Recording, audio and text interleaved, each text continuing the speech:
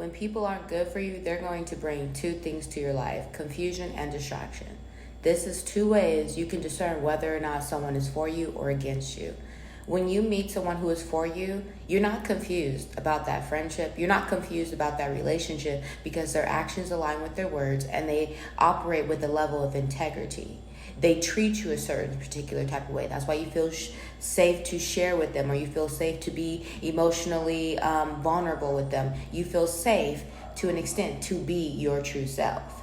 Now, when you're with somebody who means you no good or who is harmful to you, do you notice how you are reserved? Do you notice how you walk on eggshells? Do you notice how you think twice before you think at all, before you be yourself? It's because this person has something about them that has already let you know you're not safe with them. And that's why you instinctively know to operate in a way that protects you, in a way that's hesitant, in a way that's guarded, because an aspect of you already knows divinely, deep down inside, intuitively, that this person is not a safe person for my emotions, for my thoughts, for me.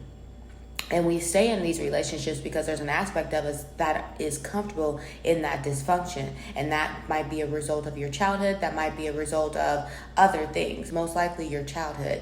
You know, growing up with an abusive, neglectful, or egocentric parent, you have learned to adapt in dysfunctional, egotistical, abusive environments. But that doesn't mean you have to continue to adapt in those environments. You can change the narrative. You can change the story of your life by having a standard, by having boundaries, and by not tolerating what doesn't serve you anymore.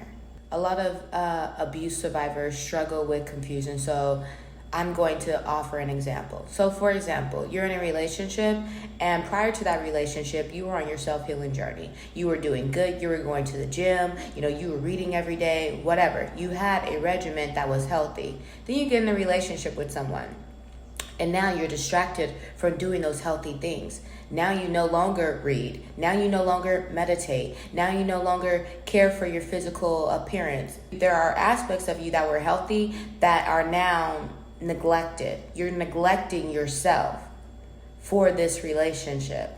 People who love you want you to be your best. People who want the best for you want you to be your best. And if this person who has come into your life is distracting you from being your best, and now you're confused about who you are, that's an indication they're not for you.